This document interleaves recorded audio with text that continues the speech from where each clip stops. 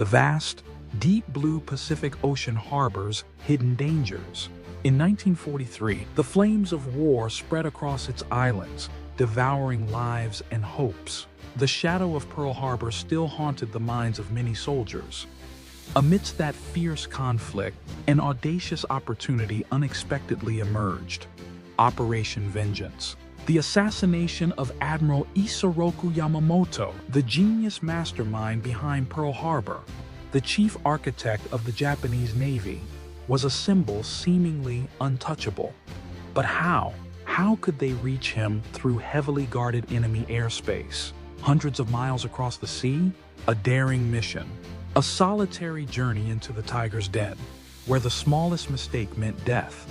This seemingly insurmountable challenge demanded an extraordinary weapon. And the answer appeared, unmistakable in its form, with its distinctive twin-boom design like outstretched claws, dual engines roaring with power, and a concentrated punch of devastating firepower. It was the Lockheed P-38 Lightning. This fork-tailed devil made history on that fateful April 18, 1943, in a long-range interception mission executed with astonishing precision. The Lightning streaked like silver arrows straight into the heart of Japanese command, delivering a crushing psychological blow as Japan lost its critical strategist. But Operation Vengeance was only one chapter in the epic saga of the P-38 Lightning. Behind that historic triumph lies the story of a true sky legend. What made this unique design so remarkable? How did it fight valiantly across countless fronts? Welcome to the tale of the Lockheed P-38 Lightning, the fighter that changed the game in the skies of World War II. The birth of the P-38 Lightning and early challenges. As global tensions escalated in 1937, the United States Army Air Corps recognized the need for a major leap in fighter aircraft technology. They issued an ambitious requirement through Circular Proposal X-608, a high-performance twin-engine interceptor capable of impressive speeds at high altitudes, rapid climbs, and formidable firepower. These were the most stringent standards they had ever set. Faced with this challenge, Lockheed Corporation, despite lacking experience in military aircraft, decided to compete. The company's chief engineer, Hall Hibbard, and his assistant, Clarence Kelly Johnson, led a secretive team of engineers, which later became the renowned Skunk Works. They devised a groundbreaking solution, a unique twin-boom configuration, with the cockpit and powerful weaponry concentrated in the nose. Two robust Allison Phoebe 1710 engines, equipped with turbo superchargers and counter-rotating propellers, formed the core of the design. The XP-38 prototype took flight in January 1939 and immediately demonstrated exceptional potential, becoming the first military aircraft to exceed 400 miles per hour. Unsurprisingly, young American pilots were captivated by it. Future pilot Jack Ilfrey recalled their awe, describing the P-38 as a beautiful monster. Indeed, a 1941 survey revealed that 87% of trainee pilots yearned to fly the Lightning. But its alluring appearance and impressive speed came with significant challenges and risks. The first flight encountered vibration issues, and a subsequent attempt to set a speed record ended with the sole prototype destroyed during landing. Serious problems with compressibility at high speeds made the aircraft difficult to control, leading to accidents, including the loss of test pilot Ralph Verdon. Once in service, the machine's complexity became fully apparent. Colonel Harold Rao, a seasoned pilot, bluntly assessed that the aircraft was too complex for the average pilot. In combat, pilots faced intense pressure to manage a flurry of tasks, switching fuel tanks, adjusting the fuel mixture, increasing revolutions per minute, and manifold pressure, activating gun heaters, all while under enemy attack. As Rao dryly remarked, a pilot in such moments was probably shot down, or he did one of many things wrong. Pilot errors, like advancing the throttle before increasing revolutions per minute, often caused engine failures. A failed engine during takeoff was a deadly trap, potentially causing the aircraft to roll violently if the pilot didn't execute the complex power reduction procedure correctly.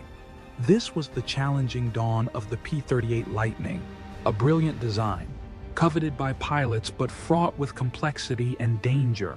It had to overcome early technical difficulties and mishaps to gradually establish its place, preparing for its pivotal role in World War II. First combat mission: testing the P-38 in war. After months of intense development and training, May 1942 marked the moment the Lockheed P-38 Lightning faced its true test, confronting the enemy on the battlefield. Fate led this distinctive twin-boom fighter to two vastly different theaters of war, where it had to prove its worth. The first destination was Alaska's Aleutian Islands, a harsh and desolate chain. This rugged frontier became a brutal laboratory. The P-38's impressive range of 1,300 miles without external fuel tanks, far surpassing most single-engine fighters of the era, made it the ideal choice for patrolling the 200-mile island chain, a task impossible for many other aircraft. However, the greatest enemy here wasn't Japanese aircraft. The notorious weather, with dense fog and monotonous gray seas stretching for hours, wore down pilots' spirits. Tragically, disorientation caused more lightning losses than enemy fire. Yet, amid adversity, the P-38 made its mark. On August 9, 1942, two P-38Es shot down two Japanese Kawanishi H-6K Mavis flying boats, the Lightning's first combat victories in the Pacific. Around the same time, over Iceland's skies, a German Focke-Wulf Condor encountered the unfamiliar twin-tailed stranger. The German crew was likely stunned by the concentrated firepower from the Lightning's 450 caliber machine guns and 20mm cannon mounted in its nose, and they were swiftly dispatched. This was the first American victory over a German aircraft in World War II.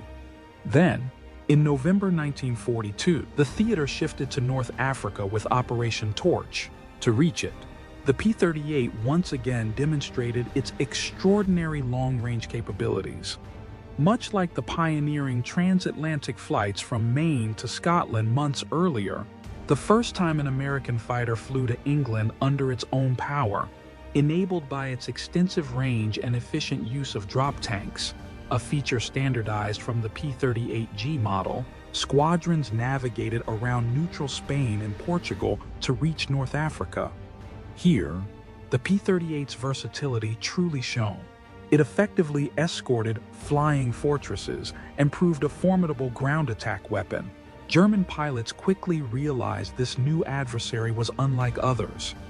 The P-38's ability to climb rapidly and maintain performance at high altitudes, thanks to its powerful twin Allison engines and advanced turbo superchargers, one of the first Allied aircraft equipped with this technology, neutralized the familiar climb-to-escape tactics of German Bf-109 pilots. The Lightning's 44,000-foot ceiling provided a clear advantage. Before long, the P-38 established itself as a dominant force in North Africa. Its reputation spread so rapidly that a panicked German pilot surrendering near Tunisia repeatedly pointed skyward, shouting, "Der Gabelschwanz Teufel!" The nickname Fork-tailed Devil was born from the awe and fear of adversaries, marking the P-38's coming of age through its initial grueling trials, cementing its prowess in speed, range, and high-altitude superiority. The Pacific Theater, where the P-38 shined. The P-38 Lightning revealed its true potential in the vast Pacific Theater. This twin-boom fighter operated across numerous war zones, but the unique conditions of the Pacific War demonstrated why it became a legend. The P-38's twin-engine design proved a game-changer throughout the Pacific campaign. Pilots often flew over dense jungles or endless oceans, making a second engine critical. When conventional fighters lost an engine, pilots almost certainly faced a water landing. P-38 pilots could continue their mission or safely return to base on a single engine. The Lightning's impressive range gave pilots a significant tactical advantage across the vast distances of the Pacific. It served as the United States Army Air Force's primary long-range fighter in the Southwest Pacific until sufficient P-51D Mustangs arrived late in the war. These aircraft covered territories from Australia to New Guinea, the Philippines, Indonesia, and most of the Solomon Islands. Charles Lindbergh arrived in the theater as a civilian technical expert in the summer of 1944. His official role was with the Marine Corps' F-4U Corsair program, but he quickly began working with P-38 squadrons. He taught pilots improved fuel management techniques, significantly extending their operational range. His methods enabled a P-38 formation to complete a record-breaking 1,280-mile mission on July 27th, escorting B-24s to strike Japanese positions in the Halmahera Islands. The Lightning's turbocharged engines performed exceptionally even at high altitudes, providing another advantage in the Pacific.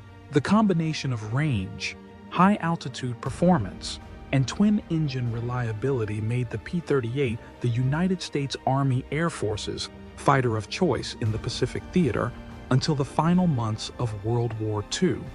America's most successful fighter pilots emerged from the Pacific theater, with the top aces flying P-38s. Richard Bong became the highest-scoring American fighter pilot with 40 confirmed aerial victories.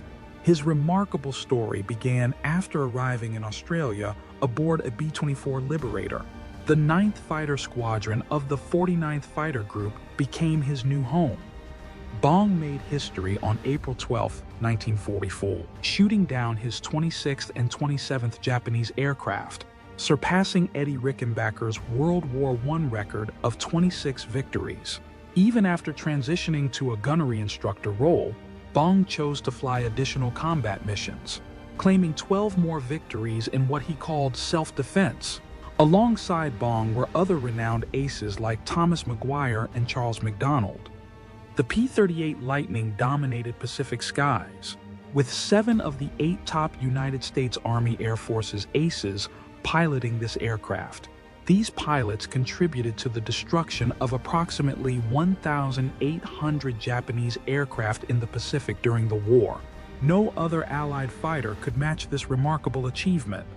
5th Air Force Commander General George Kinney decided Bong had done enough after over 200 missions and 500 combat hours, sending America's top ace home in December 1944. Tragically, Bong's life ended prematurely when he crashed while testing a P-80 jet fighter in August 1945. Japanese pilots learned to fear these skilled aviators and their unique aircraft. The Lightning found its perfect match in the Pacific, where its combination of range, firepower, and reliability enabled America's top pilots to dominate the skies. Operation Revenge, Mission to Kill. Admiral Yamamoto. On April 18, 1943, the P-38 Lightning executed the most precise assassination mission in military aviation history. American codebreakers had decrypted Japanese naval messages revealing that Admiral Isoroku Yamamoto, the mastermind behind the Pearl Harbor attack, would fly to Bougainville in the Solomon Islands. Operation Vengeance required meticulous planning. President Franklin Roosevelt verbally authorized the mission after learning of Yamamoto's travel plans, though no written record of the order exists. The 339th Fighter Squadron of the 347th Fighter Group, 13th Air Force, was assigned the task. Major John Mitchell led the mission with 18 P-38s from the 12th, 339th, and 70th Fighter Squadrons. The P-38 Lightning was the only American fighter capable of reaching Yamamoto's aircraft and returning safely, a round trip exceeding 1,000 miles. Each P-38 carried 2 specialized external fuel tanks, one 165-gallon and one 310-gallon, 16 P-38s made the final flight in a specific formation.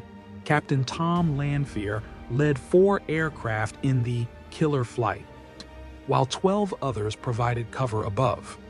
Pilots were given a cover story during the briefing. They were told Australian coast watchers provided the intelligence, protecting the critical secret that United States forces had broken the Japanese naval code. The P-38s took off from Cookham Field in Guadalcanal at 7:25 a.m. On April 18th, Mitchell navigated the formation for over 2 hours using only speed and compass headings, maintaining complete radio silence. Lieutenant Doug Canning broke the silence at 9:34 a.m., shouting, "Bogies!" High 11 o'clock, the pilot spotted 2 G4M Betty bombers instead of 1, carrying Yamamoto and his staff, escorted by 6 Zero fighters. The mission faced immediate challenges. Lieutenant Besby Holmes couldn't jettison his external fuel tanks, forcing him and his wingman, Lieutenant Raymond Hine, to withdraw from the attack. The other P-38s dropped their tanks and climbed to engage. What followed became one of the war's most controversial air battles. Rex Barber attacked one bomber from behind, damaging its right engine and rear fuselage. Lanphier reported engaging enemy fighters before striking the lead bomber. Both G4M bombers crashed, one into the jungle with Yamamoto aboard, the other into the sea. Victory came at a cost. Lieutenant Raymond Hine never returned, the only American casualty of the mission. Japanese search teams found Yamamoto's body still clutching his samurai sword, with fatal wounds from bullets to his jaw and shoulder. Facing the Luftwaffe, P-38s in Europe. If the Pacific was the stage where the P-38 Lightning shone brilliantly, the skies of Europe presented an entirely different challenge. Here, the fork-tailed Devil faced not only harsh, icy weather, but also battle-hardened Luftwaffe pilots, seasoned by years of combat in formidable machines like the Messerschmitt Bf-109 and Focke-Wulf WW2's. The bone-chilling cold in the cockpit was only part of the problem. The P-38's Allison engines proved temperamental in European conditions, frequently suffering from thrown rods, faulty valves, and fouled spark plugs. The intercoolers were prone to failure under high boost settings, and the turbo regulators could freeze at high altitudes, sometimes causing severe malfunctions. British fuel, with its high aromatic content, further exacerbated reliability issues. Experienced German pilots quickly identified and exploited the P-38's weaknesses. While some acknowledged it as a worthy and dangerous adversary, others noted its dive speed limit around Mach 0.65 and slower roll rate as vulnerabilities. Luftwaffe pilots could easily evade a pursuing P-38 by diving vertically. Initially, the tactic of closely escorting bombers made the P-38 an easy target. This harsh reality was starkly evident during missions like the Bremen Escort on November 13, 1943. In the damp, freezing conditions typical of November in Europe, P-38 squadrons faced determined German fighters. The outcome was devastating.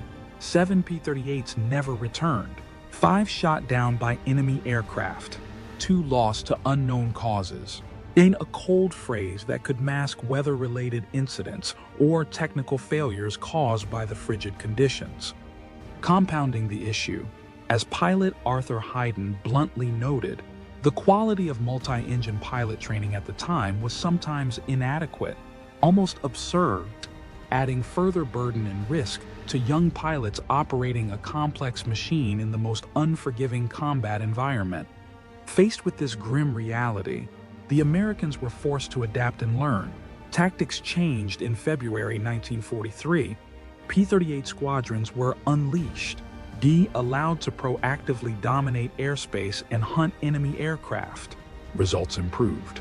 Technology also advanced with later models like the P-38J-25 and P-38L, equipped with hydraulically actuated dive flap boosters to enhance control. Pilots learned to use differential engine power to improve maneuverability.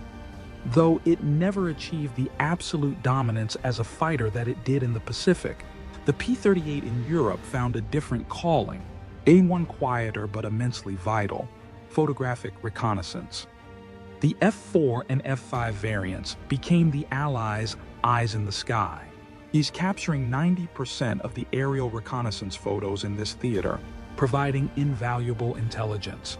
The P-38's story in Europe, therefore, is an epic of resilience, adaptation, and finding value even amidst heartbreaking losses and the most grueling challenges. A fateful day at sea, when the little prince lost in the skies of war. The P-38 Lightning, in its various forms, drew remarkable individuals into its cockpit, figures ranging from masters of literature to aces of the air. Their narratives often transcend the usual military accounts, offering us poignant glimpses into both the aircraft's capabilities and the enduring human spirit. Amidst the thunderous roar of war, amongst the fighters dealing death from above, there flew one particular Lightning on a vastly different mission. It wasn't the sharp-fanged, fork-tailed devil poised for combat, but rather silent, watchful eyes traversing the sky. The F-5B, the reconnaissance variant of the legendary P-38, and the man guiding those eyes was none other than Antoine de Saint-Exupéry. This was the man who painted stars and imagined a small prince tending his tiny planet, asteroid B612. This was the man whose words allowed readers to soar through the realms of wind, sand, and stars.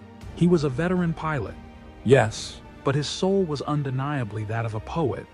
At 44 years old, bearing the physical scars of earlier crashes and the weight of his years, Saint-Exupéry still felt an unquenchable yearning to fly, to contribute to the liberation of free France. He didn't seek glory in aerial dogfights. Instead, he joined a reconnaissance squadron, taking the controls of the F-5B Lightning, an unarmed version, its nose packed with cameras where cannons and machine guns would normally reside. Flying from a base on Corsica, his mission was a lonely, vital one: to venture deep over occupied France, silently capturing the images needed to prepare for the Allied landings that would free his homeland. But fate had a heartbreaking final chapter in store. July 31st, 1944. It dawned as a clear summer morning over the azure Mediterranean. Saint-Exupéry climbed into his F-5B for his 9th reconnaissance sortie, the last one he was officially permitted to fly due to his age and previous incidents. He pointed his aircraft towards the Rhône Valley, towards Annecy and Chambéry, beloved names whispered across a France yearning for freedom. And then, nothing. The Silver Lightning simply vanished. No distress call pierced the radio waves. No wreckage was sighted. The vast Mediterranean had claimed the poet pilot and his twin-boomed machine. His disappearance became an aching mystery that would endure for over half a century, casting a long shadow over both his legacy and that of the aircraft he flew. For decades, Saint-Exupéry's disappearance remained an absolute enigma. A potential breakthrough finally came in 1998 when fisherman Jean-Claude Bianco pulled a silver identity bracelet bearing the author's name from the sea near Marseille. Intrigued, diver Luc Van Rel intensified the search in the area and in 2000 discovered the mangled wreckage of Saint-Exupéry's Lightning lying 85 meters deep near Riou Island.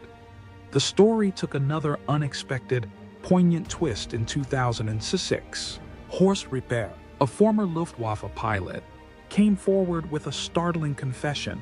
He claimed to have shot down a lone P-38 near Toulon on that fateful day, strongly believing it was Saint-Exupéry's plane. "If I had known it was Saint-Exupéry, I would never have shot him down," Rippert lamented. He knew how to describe the sky, the thoughts and feelings of pilots, in such an admirable way. The revelation carried a heavy dose of tragic irony.